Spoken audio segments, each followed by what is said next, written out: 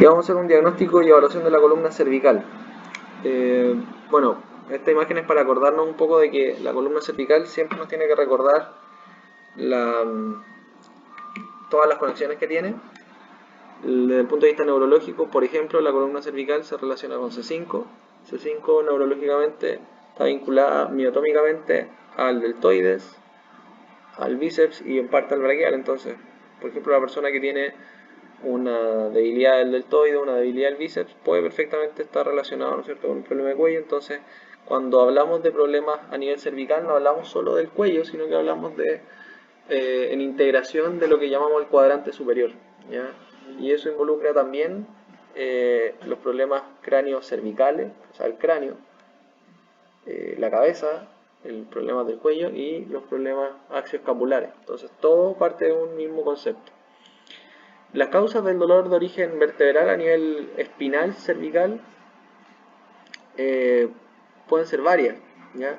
Y en esta imagen aparecen un montón de causas posibles, pero que no solo están restringidas a la columna cervical, pero que siempre son importantes de considerar, sobre todo cuando el dolor es un dolor agudo, intenso, o un dolor que tiene una característica que no es la típica, o lleva mucho tiempo.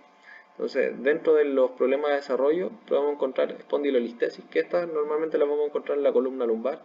La escoliosis también habitualmente está más asociada a dolor en la columna lumbar, o sea, una persona que tiene escoliosis lumbar es más propensa a tener dolor de espalda en la región lumbar que si tuviera una escoliosis torácica, por ejemplo. O sea, la escoliosis torácica es menos dolorosa que la escoliosis lumbar, ¿ya? Y algunas personas que tienen escoliosis lumbares y dorsolumbares probablemente sí es más factible que les duela, y las causas son por lo general también distintas en esas escoliosis. Pueden haber trastornos de hipermovilidad y también pueden haber desórdenes poco comunes. Desde el punto de vista degenerativo podemos encontrar lesiones espinales y de discos sin compresión nerviosa y con compresión nerviosa.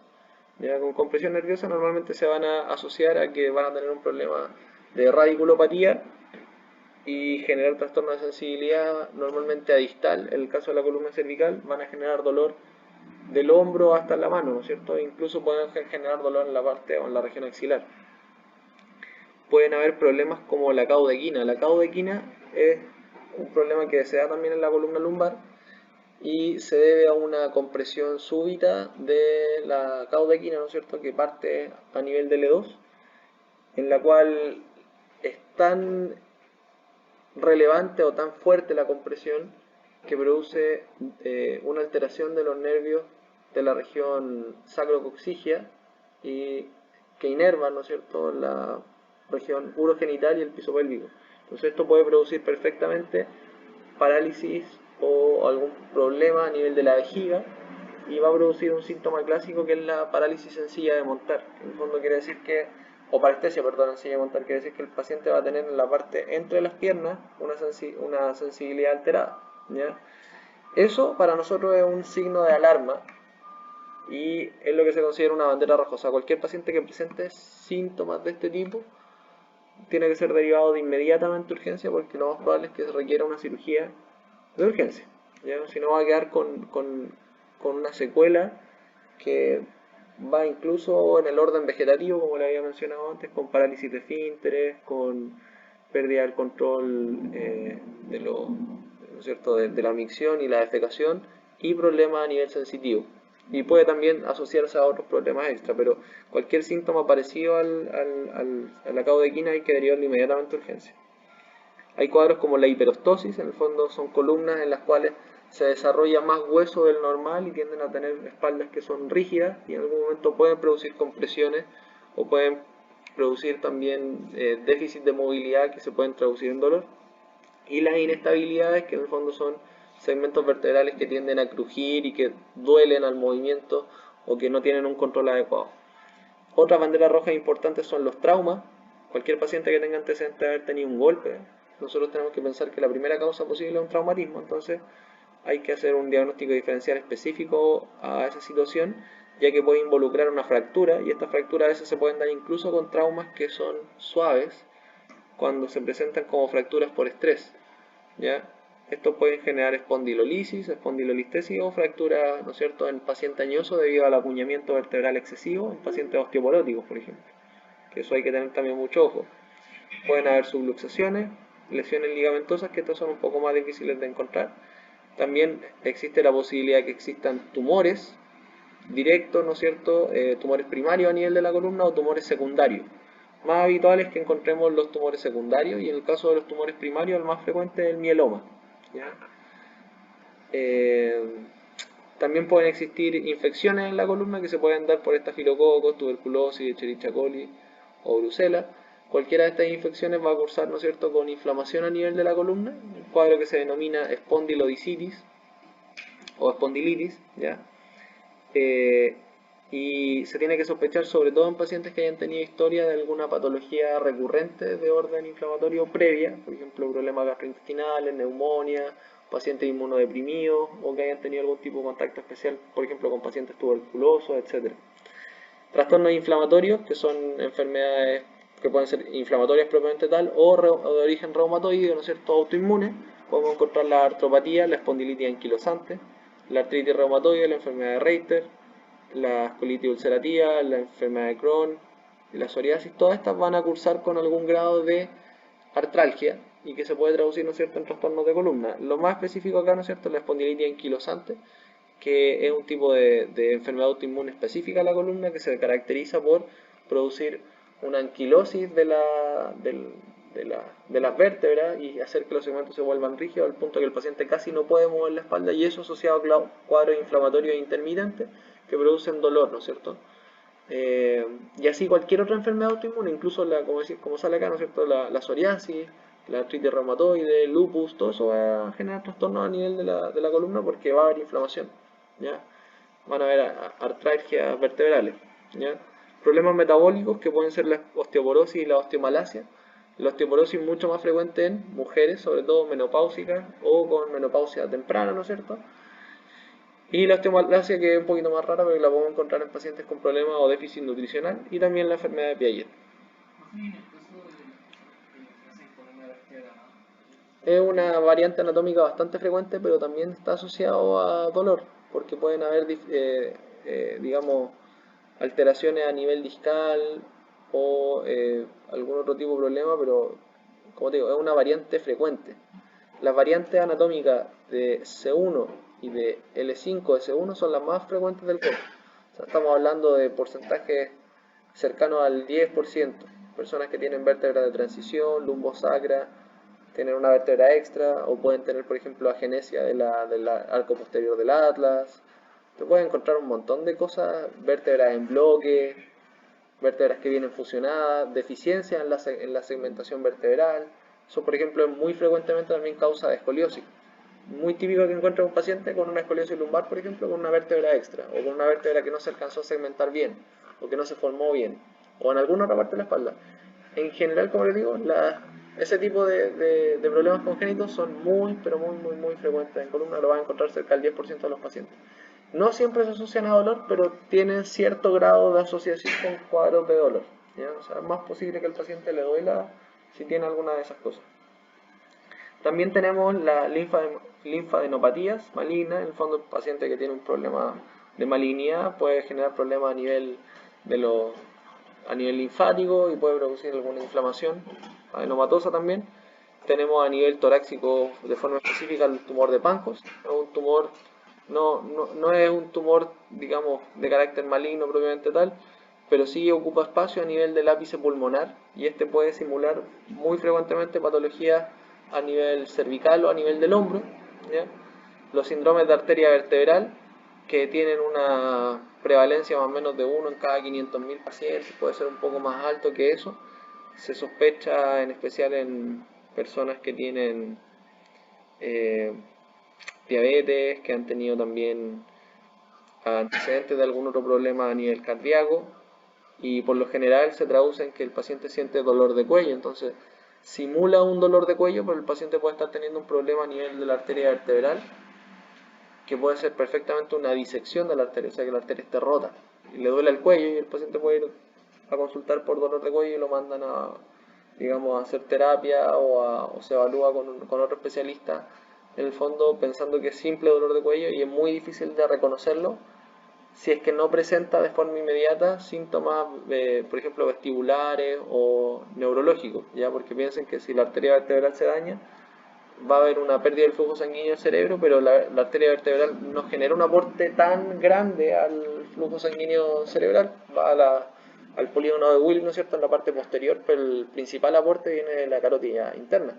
Entonces, el paciente puede estar con la arteria rota o dañada durante un tiempo más o menos prolongado sin presentar síntomas que adviertan que inmediatamente tiene una lesión de la arteria vertebral. Y lo mismo con la carótida, también existen disecciones de la carótida interna, o sea que la carótida se rompa y provoque problemas, ¿no es cierto?, en esos niveles, y el paciente debería presentar problemas, por ejemplo, de visión, podría presentar problemas de audición, porque la arteria vertebral se va a encargar en parte de la irrigación del lóbulo posterior, ¿no es cierto?, el lóbulo occipital, parte del equilibrio a nivel del cerebelo, etc. Entonces, si el paciente presenta síntomas que se observan de origen neurológico, hay que estar atento, porque también es muy frecuente que los pacientes con dolor cervical estén asociados a cefalea y mareo, entonces eso no es raro, pero se puede confundir, como les digo, con este tipo de otras patologías que son más malignas, donde incluso podemos tener hemorragias subaracnoideas, accidentes cerebrovasculares, entre otros, ¿ya?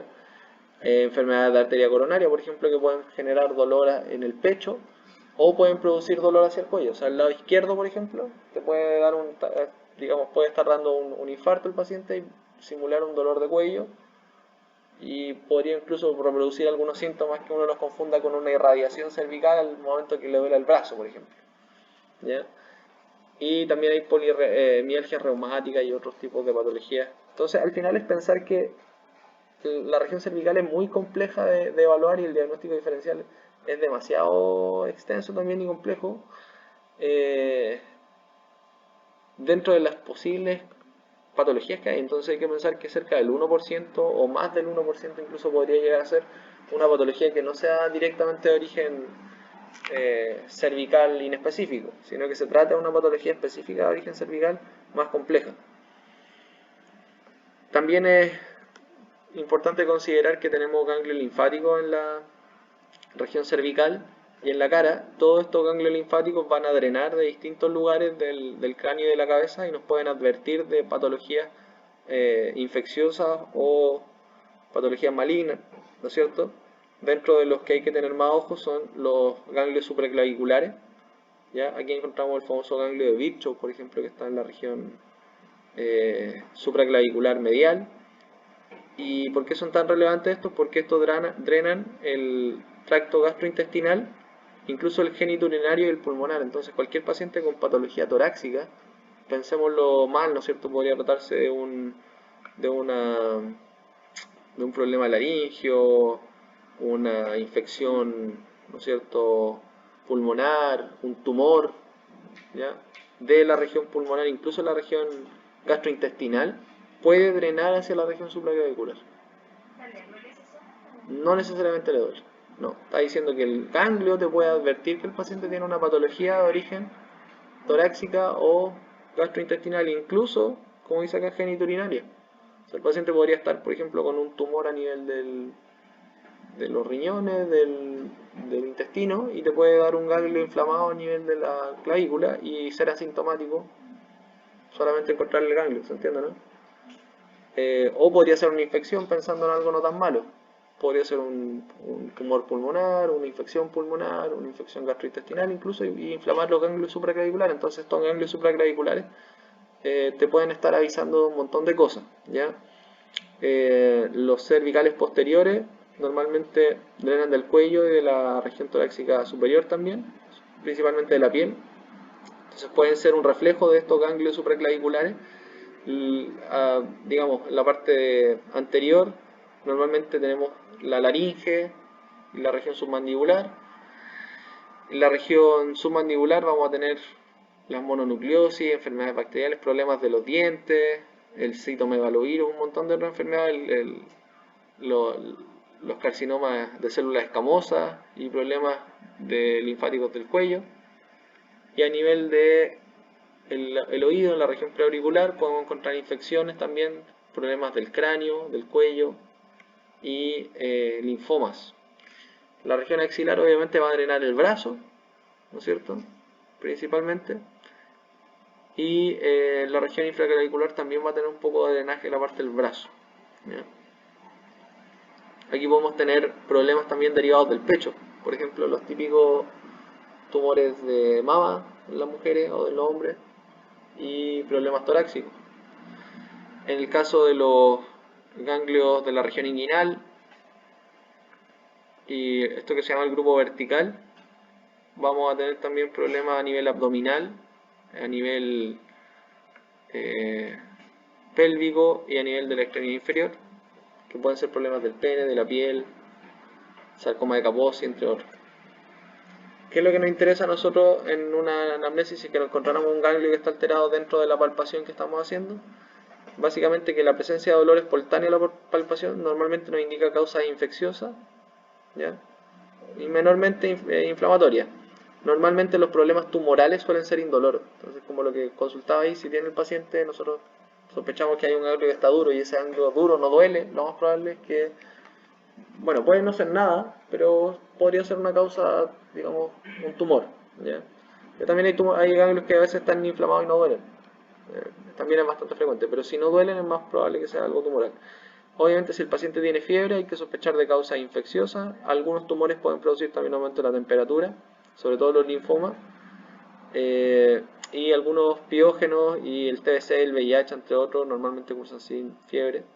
Y los síndromes generales que son astenia, anemia y anorexia, pérdida de peso también, sobre todo no hablan de etiología grave, normalmente tumores. Eso es lo que se llama el triple A, que tener ojo, astemia, anemia y anorexia. Pacientes que no tienen apetito o que han bajado de peso de forma súbita, repentina e inexplicable en el último tiempo, que tienen pérdida digamos, del ánimo y de las fuerzas, se sienten asténicos, cansados, ¿ya?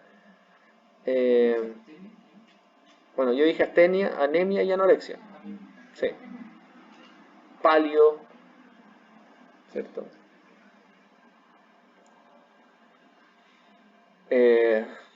Todo eso nos tiene que hacer pensar en patologías de origen maligno, ya lo que se llama el síndrome general. Y también la picazón, ¿sí? Eso no es muy frecuente. Dentro de la anamnesis, los procesos regionales, normalmente herida o traumatismo, por ejemplo, un paciente que se le inflama un ganglio pero se sacó una muela, no es tan raro, no es algo tan extraño, ¿ya? Entonces pueden estar relacionados con la zona. Pero por ejemplo podría tener un melanoma y podría también estar drenando hacia esa zona. En niños jóvenes y en jóvenes predominan normalmente las causas infecciosas de los linfomas y en adultos normalmente los tumores. La evolución aguda, o sea que esos que crecen rápido normalmente son infecciosos y los que son de evolución lenta normalmente son infecciones o tumores más establecidos. También hay que tener ojo con el contacto con animales, contacto con, por ejemplo, los arañazos de gato, de perro, etcétera, pueden producir brucelosis o infecciones parasitarias, ¿no es cierto? Y eso puede producir incluso tuberculosis u otro tipo de problemas. También las parejas sexuales de riesgo. La consistencia del tumor es importante. Si el tumor es blando, sugiere que puede ser causa infecciosa, linfoma o inflamatoria. Y normalmente cuando son muy duros, tumores o metástasis, ¿ya? Son muy duros, es un tumor o metástasis generalmente. Y si está adherido a planos profundos, también es algo malo, puede sugerir una infección o un tumor metastásico, ¿ya?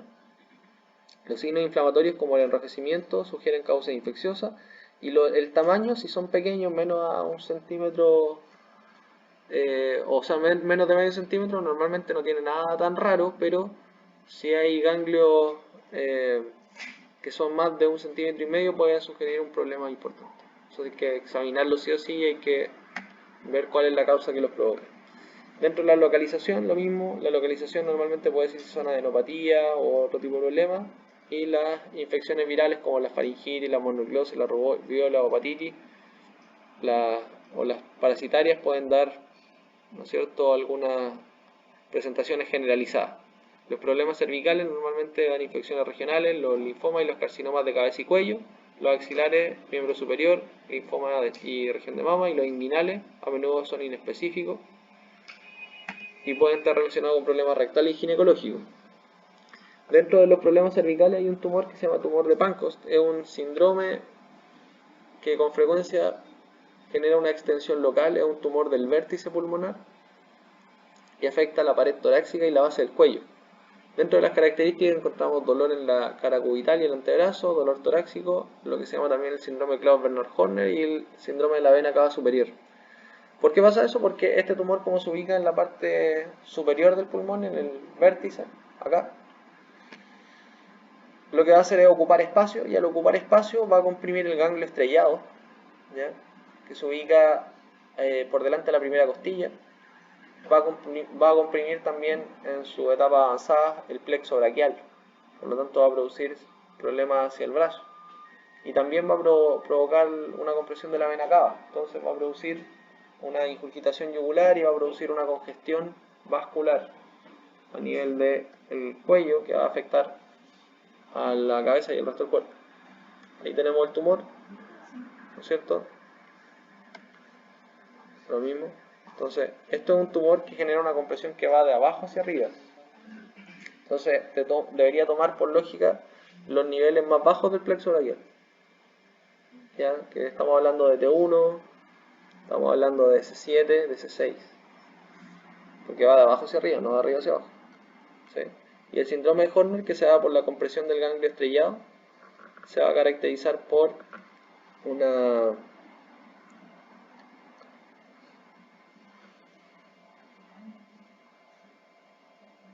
miosis, claro, y una caída del párpado, ptosis palpebral.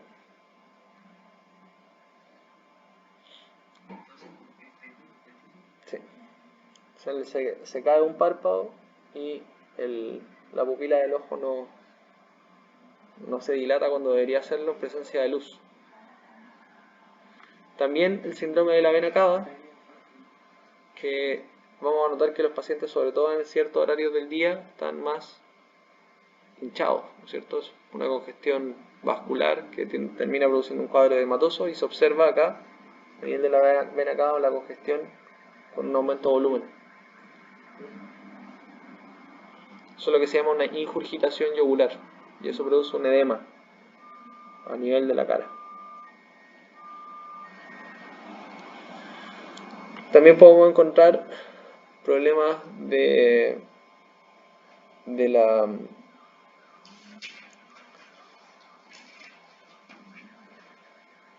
la formación, ¿no es cierto?, estructural del cráneo y del atlas, en este caso un problema a nivel del occipital, que genera una disminución del espacio que tiene el cerebelo en la región inferior, comprimiendo, ¿no es cierto?, la porción inferior de este y facilitando una especie de herniación inferior del cerebelo, que es lo que se llama la malformación congénita de Arnold-Chiari, ¿ya? La malformación de Arnold-Chiari puede tener distintas categorías, 1, 2, 3, etc. Pero se caracteriza básicamente porque el agujero magno, ¿no es cierto? O sea, el cerebelo está protrudiendo a través del agujero magno, que no es lo normal. Entonces, esto debería estar a nivel, o sea, el occipital debería ser la base donde el cerebelo no descienda. Y obviamente esto va a producir un montón de síntomas en el paciente que pueden ir desde síntomas generales hasta dolor de cuello, pero no es lo más habitual per se el dolor de cuello, sino que como hay una compresión a nivel del bulbo, el paciente puede mostrar síntomas como... ¿Perdón? Podría presentar algunos retrasos psicomotor, problema de equilibrio, falta de ganas de moverse, falta de ganas de levantarse, astenia, desánimo, palpitaciones. Son...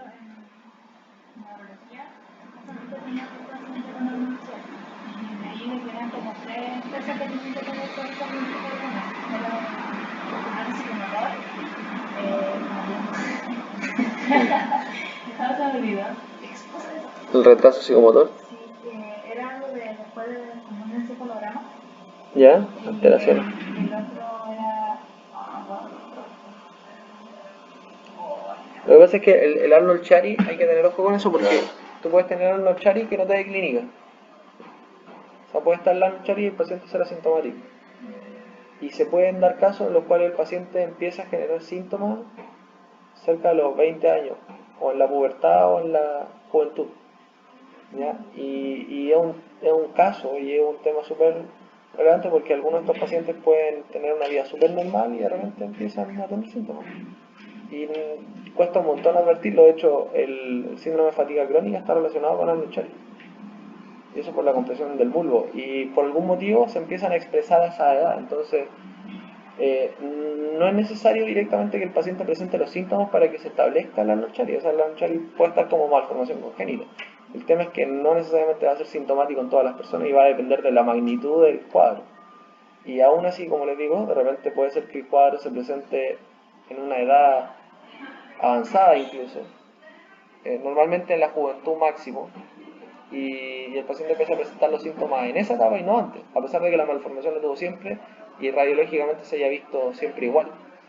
Entonces hay que tener ojo con estos cuadros porque pueden aparecer de forma esporádica, ¿no es cierto?, los síntomas de la nada y es un tema súper complejo de diagnosticar.